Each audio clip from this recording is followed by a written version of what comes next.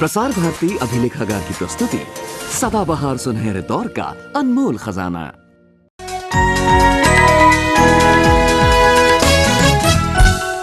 Hi and welcome to ऐसा ही होता है।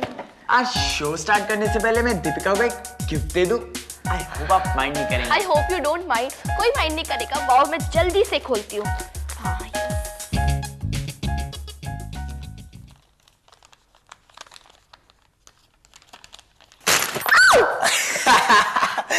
Shiva, how mean. ये मीन, और जब ये मुझे बुद्धू बनाती है वो मीन नहीं है। वो मीन नहीं है, वो तो मैं तुम्हें साइंटिफिक ट्रिक्स दिखाती हूँ। ये भी तो एक साइंटिफिक ट्रिक ही है। अब ये सुनो, यही जो है वो सब में है, ये जो है वो सब कराती है, इसकी सबको जरूरत है और ये सबको चलाती है। उफ, इतना सीधा सवाल और उसका इतना टेढ़ा जवाब। क्या नहीं समझी? एनर्जी, ऊर्जा। ये वो है जिसके बिना कुछ भी नहीं। क्या ये खिलौना बिना बैटरी घूमेगा, या गाड़ी बिना पेट्रोल या डीजल चल सकेगी? ना तो ये लट्टू अपने आप घूम सकता है और ना ही ये बच्चे बिना एनर्जी के भाग सकते हैं। कुछ भी होने के लिए ऊर्जा तो चाहिए ही। ऊर्जा ही है जो हर समय हमारे साथ रहती है, फिर चाहे हम कुछ कर रहे हो या कुछ भी नहीं कर रहे हो। ऊर्जा बदलाव लाती है, काम कराती है। साइंटिफिक भाषा में ऊर्जा, एनर्जी का मतलब है काम करने की क्षमता।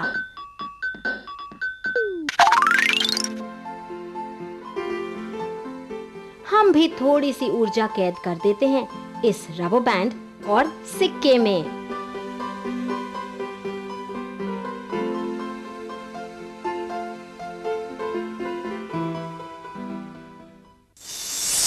यस, गिफ्ट हो गया तैयार। अब मैं मैसेज लिखता हूँ। Fine fine. To our dearest Ketu, हमारी तरफ से आपके लिए गिफ्ट। क्या बदला और क्यों? इसमें राज छुपा है क्या? अब मैं बोलती हूँ।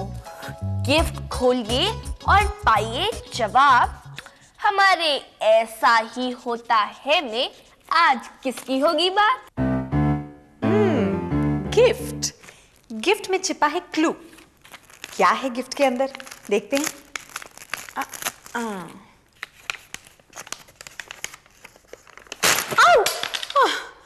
तो शैतानी छिपी बैठी थी इन लोगों की। फिलहाल क्या बदला और क्यों बदला? हाँ, रबर बैंड की पोटेंशियल एनर्जी, पैकेट मतलब गिफ्ट को खोलते ही बन गई काइनेटिक एनर्जी, और ये सिक्का उछल गया, मैं भी डर के मारे उछल गई, साउंड एनर्जी भी प्रोड्यूस हुई। तो एनर्जी यही है ना आज का टॉपिक? सही पकड़ा, देखते हैं। लट्टू हमें बताएगा कि एनर्जी किस तरह दो हिस्सों में बांटी जा सकती है। लट्टू में डोरी लपेटकर हम उसमें भर रहे हैं पोटेंशियल एनर्जी। ये एक जगह रुकी हुई या स्टोर्ड एनर्जी है। अब जब हम लट्टू चलाते हैं तो पोटेंशियल एनर्जी हो जाती है काइनेटिक एनर्जी, गतिज ऊर्जा, चलती हुई दौड़ती हुई ऊर्जा। ये तो हुई मैकेनिकल एनर्जी, लेकिन ऊर्जा के बहुत रूप हैं। जो कुछ भी होता है ऊर्जा के कारण से ही होता है।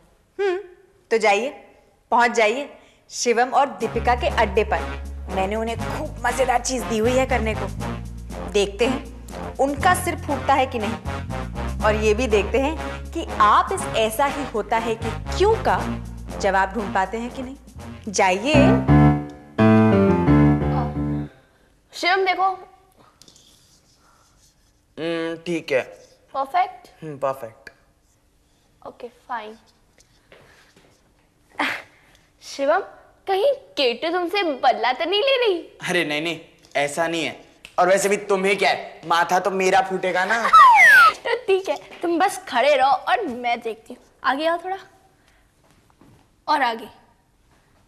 हाँ, हे भगवान। और थोड़ा। हाँ बस, रेडी, स्टेडी।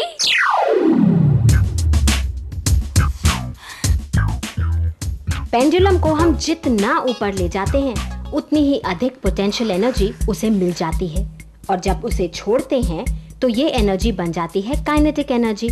पेंडुलम ऊपर उठता है लेकिन उतना ऊंचा नहीं जिस ऊंचाई से छोड़ा जाता है। हर ऑसिलेशन के सबसे ऊपरी पॉइंट पर पोटेंशियल एनर्जी जो चलते ही बदल जाती है काइनेटिक एनर्जी में। पेंडुलम की ऊर्जा थोड़ी कम होती जाती है और कुछ समय बाद खत्म, वो रुक जाता है। पहले मैं साइंस का एक नियम बताती हूँ, the law of conservation of energy. इसका सीधा सीधा मतलब है कि एनर्जी, ऊर्जा, ना तो उत्पन्न की जा सकती है और ना ही खत्म हो सकती है। Energy can neither be created nor be destroyed. मतलब कि एनर्जी उतनी की उतनी ही रहती है, ना ज्यादा ना कम। तो फिर ये बताइए कि पेंडुलम वहीं का वहीं क्यों नहीं लौट आता, या फिर हम थक क्यों जाते हैं, हमारी एनर्जी खत्म क्यों हो जाती है? इस नियम के हिसाब से तो एनर्जी उतनी की उतनी ही रहनी चाहिए, ना कम ना ज्यादा। सोचिए। बास्केट। जब बॉल यहाँ है तो इसमें होती है पोटेंशियल एनर्जी, लेकिन जब मैं इस बॉल को गिराऊंगा तो यही पोटेंशियल एनर्जी कन्वर्ट हो जाएगी काइनेटिक एनर्जी में। बॉल ने खाया टप्पा और बॉल वापस, लेकिन इस बार कम ऊंचाई। इनफैक्ट हर टप्पे के बाद बॉल की ऊंचाई कम होती गई। हम बाउंसिंग बॉल की रनिंग कमेंट्री की प्रैक्टिस नहीं कर रहे, बल्कि हम बात को सिस्टमैटिकली समझने की कोशिश कर रहे हैं। और सिस्टमैटिकली सोचते मुझे लगता है कि खेल खेल में जो बात समझ में आती है बस वही समझ में आती है। बास्केटबॉल एनर्जेटिक खेल। साफ दिख रहा है कि किस तरह ऊर्जा एक जगह से दूसरी जगह रूप बदलती हुई पहुंच रही है। प्लेयर की मसल पावर, बाउंस की मैकेनिकल एनर्जी, हर पल एनर्जी इधर से उधर। प्लेयर, बॉल, ग्राउंड, हवा, बास्केट स्टैंड, हर चीज से एनर्जी ट्रांसफर हो रही है, रूप बदल रही है, लेकिन ना तो वो कम हो रही है ना ज्यादा। वेरी गुड, बिल्कुल सही। एनर्जी सिर्फ रूप बदलती है, रहती है उतनी की उतनी। बस ये समझ लीजिए कि जहां भी जो कुछ भी होता है, जो कुछ भी बदलता है, वहां एनर्जी होती ही है।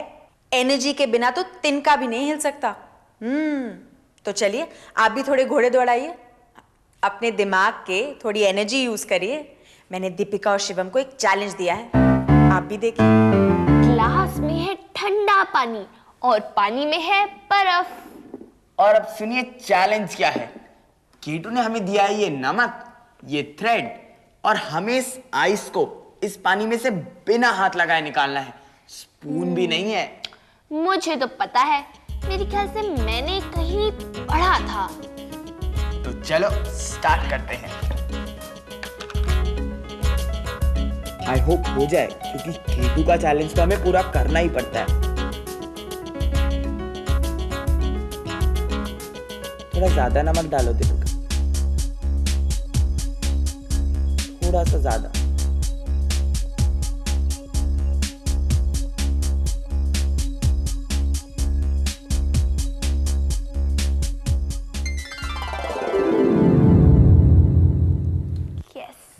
अरे वाह, ये तो हो गया।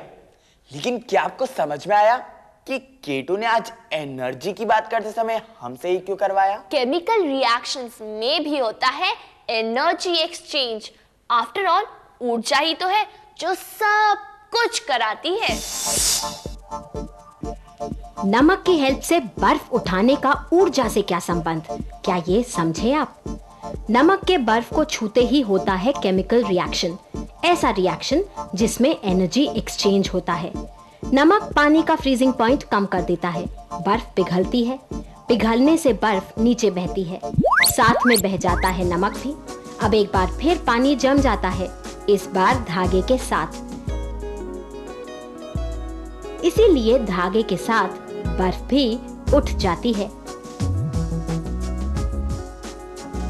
हमें याद रखना चाहिए कि हर केमिकल रिएक्शन में ऊर्जा इधर से उधर जाती ही है, वो रूप बदलती ही है। एक और एग्जाम्पल ऐसा ही होता है स्टाइल में। बर्तन साफ करने वाला स्टील बुल डुबा दिया है सिरके में। सिरका मतलब विनेगर। इसे कुछ मिनट यूं ही भीगने देते हैं।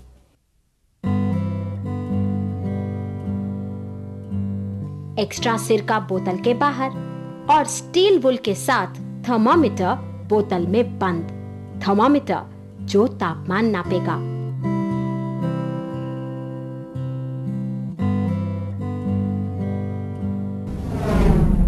अब देखिए किस तरह अंदर गर्मी बढ़ रही है। मजेदार बात यह है कि बोतल में वो हो रहा है जो हमारे चारों तरफ अक्सर होता ही रहता है।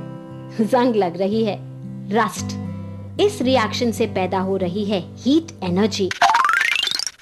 लेकिन रिएक्शंस तरह तरह के, तो एनर्जी भी अलग अलग रूप में। इस बार इस छोटी सी डिबिया में भर देते हैं एक बार फिर सिरका और तैयार करते हैं सोडे की एक छोटी सी पुड़िया। ये वही सोडा है जो खाना बनाने में यूज होता है। अब देखिए, एसिड और बेस के मिलने से हुआ केमिकल रिएक्शन और डिबिया का ढक्कन पैदा हुई ऊर्जा से खुल गया अपने आप।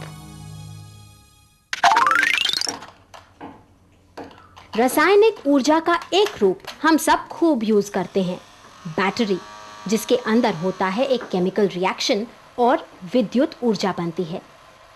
बैटरी कनेक्ट होने पर अपने अंदर स्टोर्ड केमिकल एनर्जी को इलेक्ट्रिकल एनर्जी में कैसे बदलती है ये समझते हैं।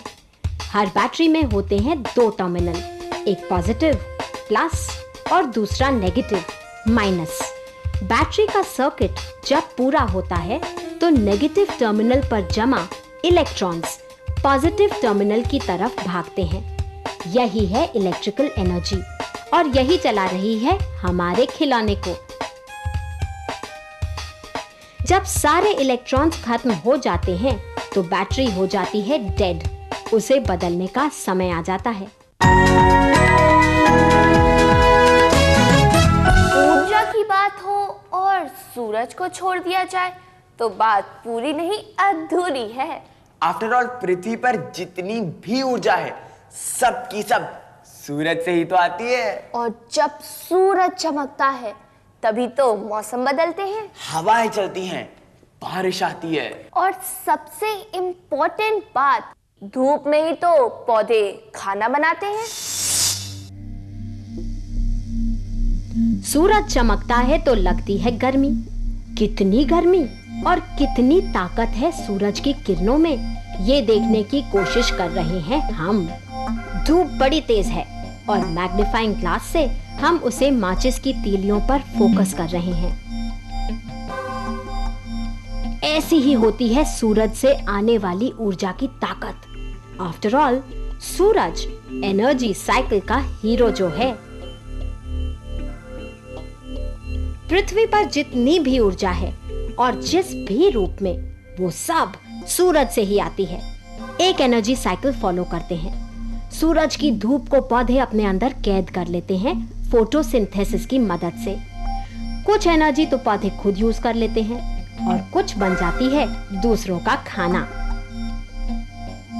थोड़ा जानवर खा लेते हैं अपनी एनर्जी के लिए, उनके अंदर भी ये खाना पचता है और केमिकल एनर्जी एक बार फिर अलग अलग फॉर्म्स ले लेती है। सूरज की ऊर्जा से पौधों का बनाया कुछ खाना पहुंच जाता है हमारी रसोई में। यहाँ वो पकता है, हमारे पेट के अंदर जाने के लिए तैयार। एक बार फिर खाने में कैद केमिकल एनर्जी रिलीज होती है और हमारे शरीर को चलाती है।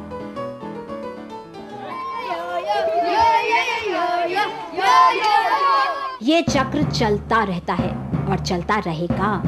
आफ्टर ऑल, हमारी एनर्जी साइकिल का सूरज हीरो चमकता है और चमकता रहेगा। Yellow, green, magenta, orange, transparent, yellow, मेरी शर्ट ब्लू, ये टेबल ब्राउन, हर चीज का कोई ना कोई रंग है। तो सोचिए, क्या ऊर्जा का भी कोई रंग होता है? अरे भाई, मैंने ये थोड़ी पूछा कि कोयला काला क्यों और पेट्रोल कलरलेस क्यों होता है? सोचिए, क्या ऊर्जा का कोई रंग है? क्या वो साफ या मैली हो सकती है? बहुत सीरियस और साइंटिफिक सवाल है, सोच के बताइए। क्या आपको समझ में आया ऊर्जा का रंग, या फिर ये कि वो साफ हो सकती है कि नहीं? दीपिका, ऊर्जा, एनर्जी, और वो भी साफ या मैली, और ऊपर से रंग भी, एज इफ ऊर्जा भी किसी रंग की हो, लाल, पीले, नीले या हरे रंग की। हाँ, हरा हरा शिवम, हरा रंग। समझ में नहीं आया, हरा। ओ, green energy, green and clean. हवा चलती है, चीजों को घुमा देती है, उड़ा ले जाती है, मतलब हवा भी एक एनर्जी। इसी विंड एनर्जी को यूज करके हम तैयार हैं एक मजेदार रेस के लिए।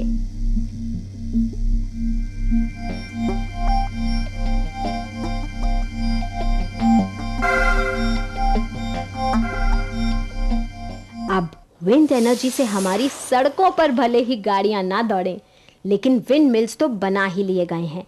विंड मिल्स जिनके घूमते पंखे बहती हवाओं की ऊर्जा को इलेक्ट्रिसिटी में बदल सकते हैं। विंड मिल से बिजली बनती है तो कोई प्रदूषण नहीं होता और हवा का बहना कभी खत्म भी नहीं हो सकता। दूसरी तरफ है कोयला, पेट्रोल, केरोसिन, डीजल और लिक्विड पेट्रोलियम गैस एलपीजी। ये सभी एक तरह के फ्यूल्स हैं, फॉसिल फ्यूल्स। करोड़ों साल पहले मरे हुए पौधों और जानवरों के जीवाश्मों से बने ईंधन।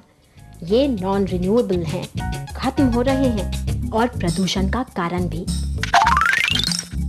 सौर ऊर्जा, ये भी एक ऐसा स्रोत जो कभी खत्म नहीं हो सकता, इसीलिए सौर कुकर पर खाना बनाना समझदारी है। और पानी की ऊर्जा भी वातावरण को हानि पहुंचाए बिना यूज की जा सकती है। ऐसा ही होता है जब हम लगाएं दिमाग और खेल खेल में सीखें साइंस। पानी की ऊर्जा किस तरह हमारी पनचक्की को घुमा रही है, और देखिए कितने मजे में वजन को ऊपर उठाने का काम कर रही है। हाइड्रो इलेक्ट्रिसिटी बनाने में टर्बाइन्स ऐसे ही घूमते हैं, और जब टर्बाइन्स घूमते हैं तो बनती है बिजली। क्या आपको पता है कि अगर मैं चिड़िया होती तो मुझे दिन में 45 किलो खाना खाना पड़ता। 45 किलो, मतलब इसके वजन जितना। बाप रे बाप। और पता है, अगर मैं एनाकोंडा होता, एनाकोंडा, फिर भी मुझे पूरे साल में सिर्फ और सिर्फ 8 या 10 बार खाना खाना पड़ता। 8 या 10 बार, या फिर शायद उससे भी कम।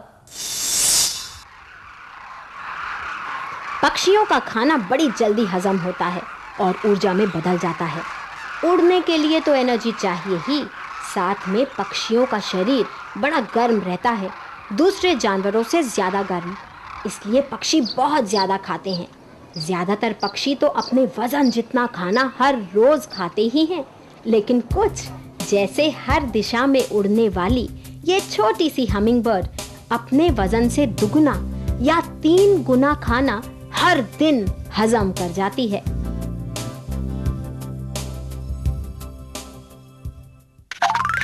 दूसरी तरफ है सांप। हाजमा बड़ा ढीला ढाला, ऊर्जा की जरूरत भी कम, बस एक बार खाओ फिर कई दिनों ऐसे ही पड़े रहो। एनाकोंडा तो एक बार खा ले फिर कई हफ्तों या कई महीनों तक खाने को छूता भी नहीं।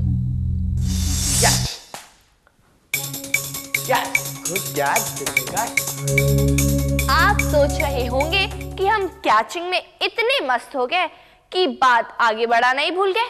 क्यों? अरे नहीं नहीं, ऐसा नहीं है, बल्कि हम तो आपके ही K3 की तरफ बढ़ रहे थे। आपका क्यों और कैसे जो हम फेंकने जा रहे हैं K2 के पास। K2 catch. आउच। यही है सवाल और यही है जवाब। सवाल ये है कि क्रिकेट खेलते समय क्रिकेटर्स जब कैच लेते हैं तो हाथ पीछे क्यों खींच लेते हैं? इसका जवाब तो हम सबको समझना चाहिए। तो लीजिए अपने केतली का जवाब सुनिए और कैच भी लीजिए, लेकिन हाथ खींच के। क्रिकेट की लेदर बॉल ठोस और भारी। ऐसे में जब ये बॉल तेजी से फेंकी जाए तो इसका इनर्शिया ऑफ मोशन बहुत ज्यादा होता है।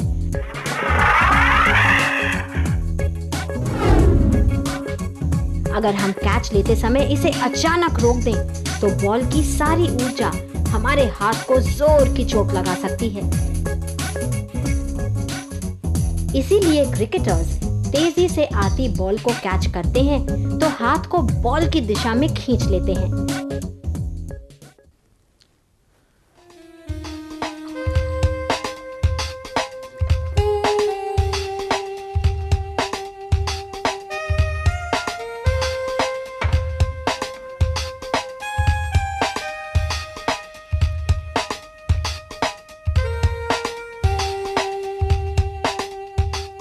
दोनों फनल एक जैसे और दोनों बोतल भी एक जैसी।